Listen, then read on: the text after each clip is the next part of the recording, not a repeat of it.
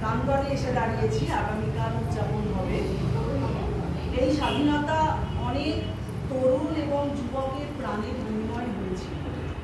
একটু আগে একটা নাচে আমরা দেখলাম, তাদের অনেকের নাম বা পরিচয় আমরা জানতাম। সেরকমই ক্ষুদিরাম ঘোষ মাত্র 18 বছরের একটি সদ্য যুবক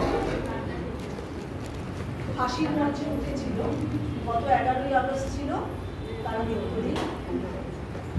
ক্ষুদিরামের এই মৃত্যুকে কেন্দ্র করে অন্বেষার একটা স্বরচিত কবিতা। রক্তে লেখা 11ই আগস্ট। বয়স ছিল 18। অগ্নিস্ফুলিঙ্গে গণরাজ্য কেঁদেছিল দেশবাসী, তার মুখে তবু হাসি। 11ই আগস্ট ভোর খুলে গেল ফাঁসি ঘরের দোর। শুদ্ধ হলো করে স্নান, এখন হবে গীতা মন্ত্রদান। পুরোহিতের বুক ভারাক্রান্ত অমৃত, খুবই বসে হাসল স্মিত। পুরোহিত করল প্রশ্ন, কি করে তুমি এত সহিষ্ণু? তোমার বয়স কত হে? খুদি বলে, আমি তো সবে অষ্টাদশে, কিন্তু বিপ্লবের আগুন বুকে আমি উষ্ণ। আমার নেই কোনো ভয়, হবেই জানি ভারতের জয়। প্রাণ যাবে যাক, আমি ধন্য, মৃত্যু বরণ করব দেশের জন্য। সময় উপস্থিত, জল্লাদ বিস্মিত কিঞ্চিত। লোহার ছেলে বন্দী কায়া ত্যাগ দিয়েছে সব মায়া। সামনে স্থির রেখে তার লক্ষ্য, এগিয়ে চলেছে চিতিয়ে বক্ষ। মৃত্যুকে করল গ্রহণ পরিহাসে, স্বাধীন দেশের স্বপ্ন তার দু চোখে ভাসে। মৃত্যুর সম্মুখে দাঁড়িয়ে ক্ষুদিরাম চিৎকার করল, বন্দে মাতারম, বন্দে মাতারম, বন্দে মাতারম। আমি হাসি হাসি করব ফাঁসি, দেখবে ভারতবাসী।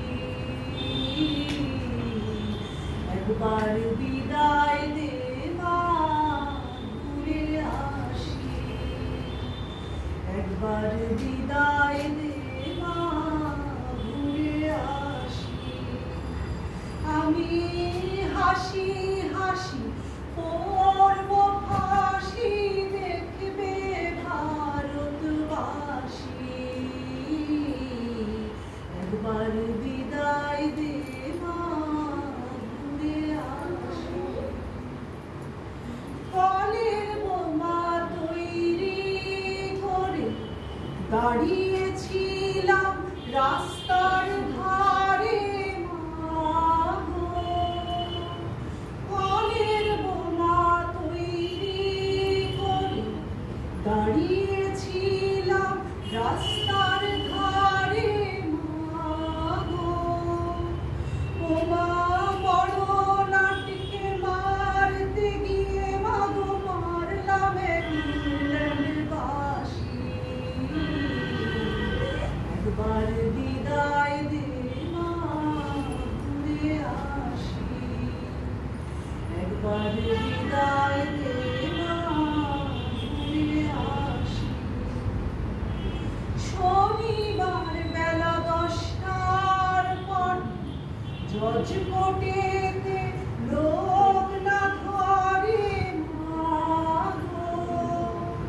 শনিবার বেলা 10টার পর জজ কোর্টেতে লোক না ধরে মাগো।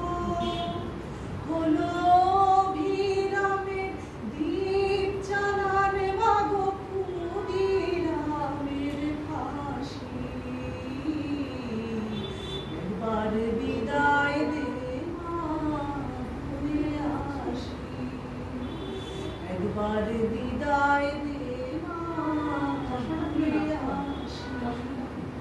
আমি হাসি হাসি করব ফাঁসি, দেখবে ভারতবাসী।